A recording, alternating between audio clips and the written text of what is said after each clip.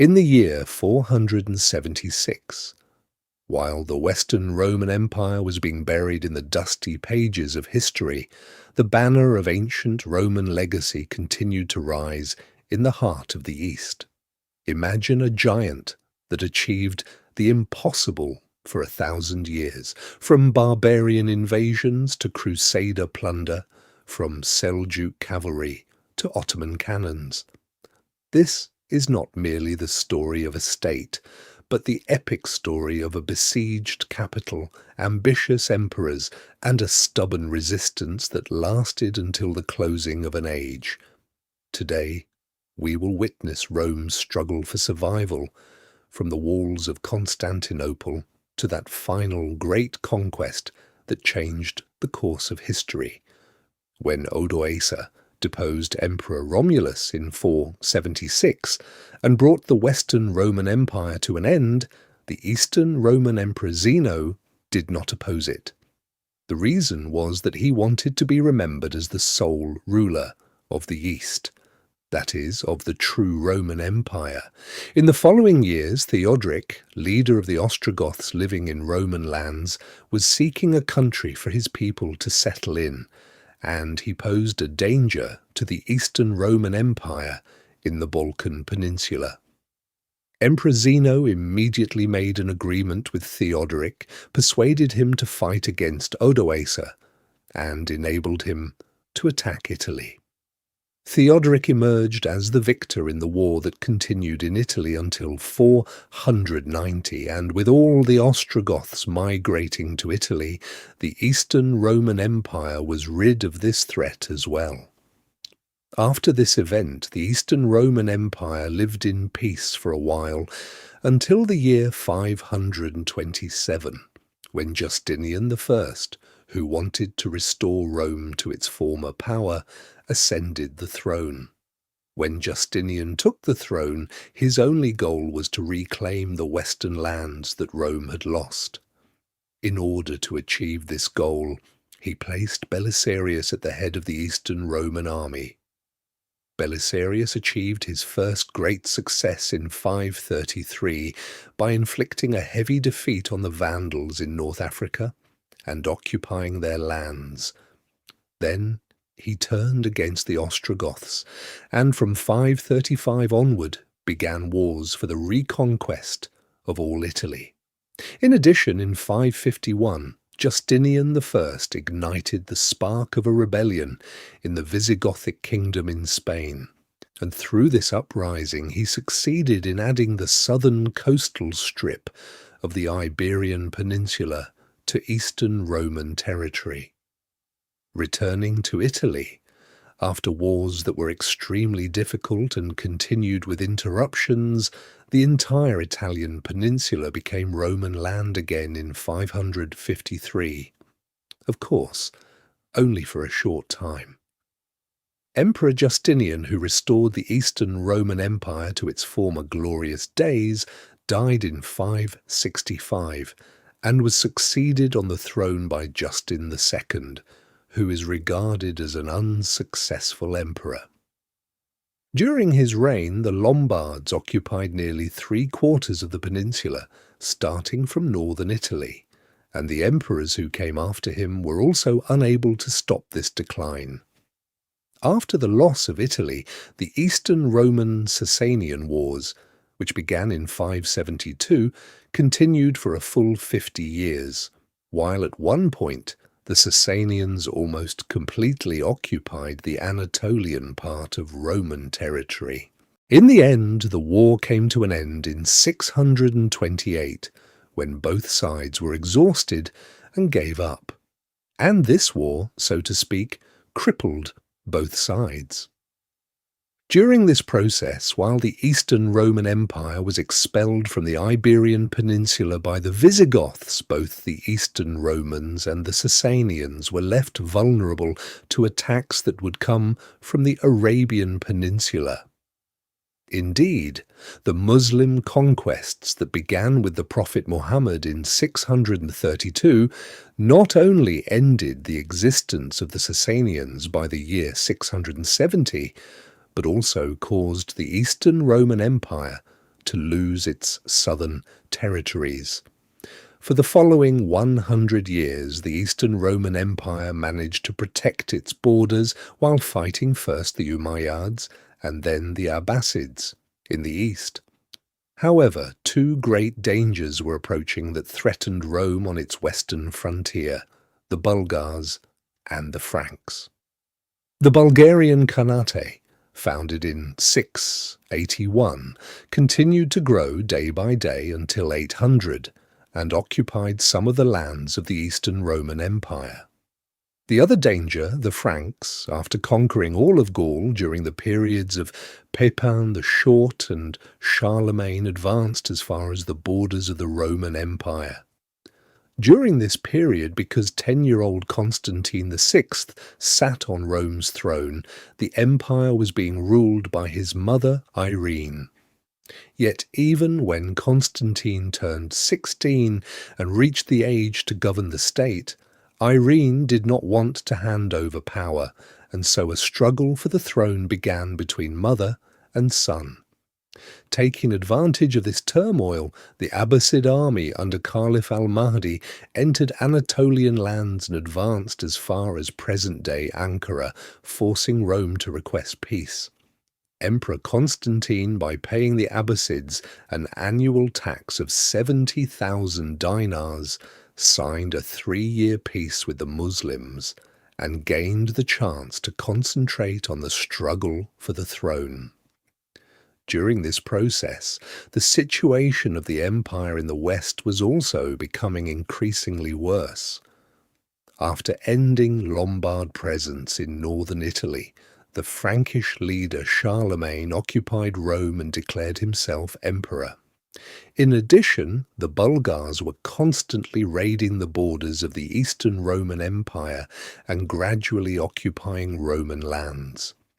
In 802, Emperor Nikephoros, who ascended the Roman throne, sent an army against the Franks and himself marched against the Bulgars. In the wars that followed, the Franks defeated the Eastern Roman army and occupied the region of Dalmatia. In the war against the Bulgarian Khanate, Emperor Nikephoros lost his life, while the Bulgars rapidly began occupying Roman lands. Reaching their widest borders during the reign of Simeon I in 927, the Bulgars had by then begun to be referred to not as a Khanate, but as an empire. Yet upon Simeon's death in that same year, the wind suddenly turned in the opposite direction, and the Bulgarian Empire entered a rapid process of collapse. After this period, while the Eastern Roman Empire waged successful wars against the Bulgarian Empire during the reigns of Romanos I, Constantine VII, Romanos II, Nikephoros II and John I, it was in the reign of Basil II that the Bulgarian Empire was brought to an end altogether. Thus, in 1018, the Eastern Roman Empire succeeded in taking back all the lands it had lost in the Balkans centuries earlier. Following his success in Bulgaria, Basil went on a Caucasus campaign in 1021, first adding Tiflis to his lands, then capturing the city of Vaspurakan in Armenia, and thereby becoming neighbours with the Buyids. However, the emperor fell ill during this campaign, returned to Constantinople, and died in 1025. The Roman Empire, which had breathed a sigh of relief during Basil's reign, entered a relatively calm period after this, that is, until the year 1037. In 1037, the Seljuk state, founded by Tuğrul Beg to the east of the Caspian Sea, quickly grew stronger and became fully independent in 1040 by defeating the Ghaznavids at the Battle of Dandanakan. Afterwards, Tuğrul Beg sent a reconnaissance force of 50,000 men toward Anatolia, which was his main target. When this army encountered the Eastern Roman army on the plain of Passinler, the two sides engaged in pitched battle for the first time in 1048. At the end of the battle, which lasted from evening until morning, both sides returned with considerable booty. After 1048, Seljuk raids into Anatolia continued, and with the defeat of the Buyids in 1056, the frontiers extended right up to the gates of Anatolia. Although the Eastern Roman Empire assumed that the great Seljuk state would collapse after the deaths of Chagri Beg and Tukril Beg, Alp Arslan, who took over the Seljuk state, began western conquests.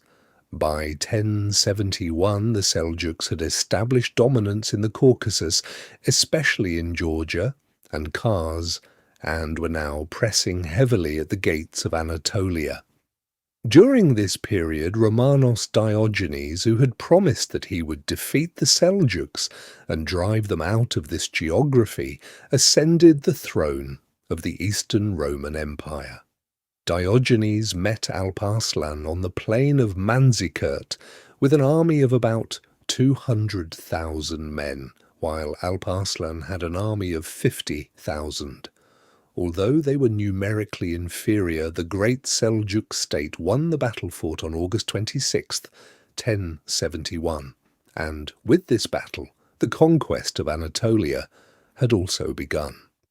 By 1092, the great Seljuk state had conquered almost all the eastern Roman lands in Anatolia, but after this date it began to decline under the impact of the Crusades. Even though the great Seljuk state broke apart in 1157, the Eastern Roman Empire was never again able to reclaim its former lands in Anatolia. On top of this, because of the political and economic turmoil that began within the country, it lost the northern Balkans to the Bulgars and the Serbs in 1191. When the year 1203 arrived, the target of the Crusades, organized for the Muslims, was this time Jerusalem. However, since no ships or money could be found to carry 200,000 Crusader soldiers, an unusual offer was made to the Crusaders. The former Eastern Roman Emperor Isaac II offered them both ships and money if they would make his son emperor of the Eastern Roman Empire.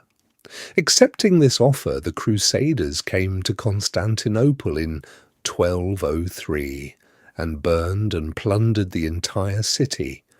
But no matter what the new emperor did, he could not find the necessary number of ships or the required money.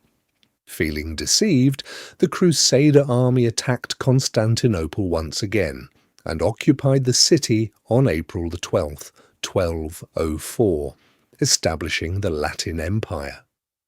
After the emperor on the throne and the claimant to the throne were killed, the politician Theodore, who had defended the city, fled to Nicaea after the city fell. There, founding the Empire of Nicaea as the successor to Rome, Theodore declared himself Emperor of Nicaea. By 1246, after a series of wars between Nicaea, the Bulgarian Empire and the Latin Empire, the territory of the Latin Empire had steadily shrunk. During this period, the Mongols coming from Asia were raging across the continent and destroying every state that stood before them. The Anatolian Seljuk state also had its share of this Mongol invasion and ceased to be a threat to the Empire of Nicaea. After Theodore, John III ascended the throne and fought successful wars against the Bulgars and the Despotate of Epirus, capturing some territories. With this successful campaign, John III completely encircled the Latin Empire and began planning to retake Constantinople.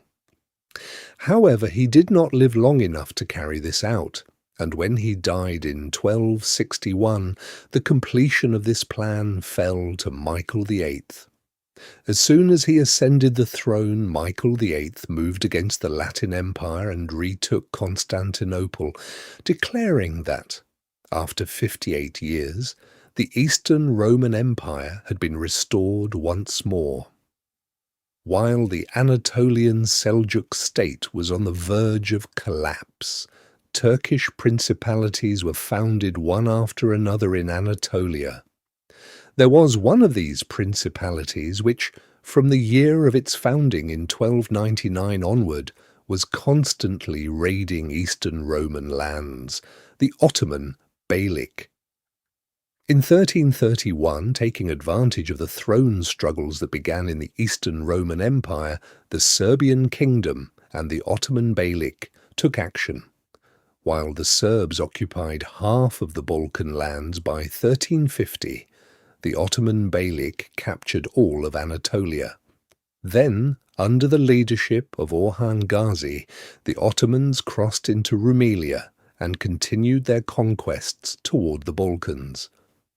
These conquests continued to increase without interruption during the reigns of subsequent Ottoman sultans, and by the year 1431, the Eastern Roman Empire had been reduced to Constantinople alone.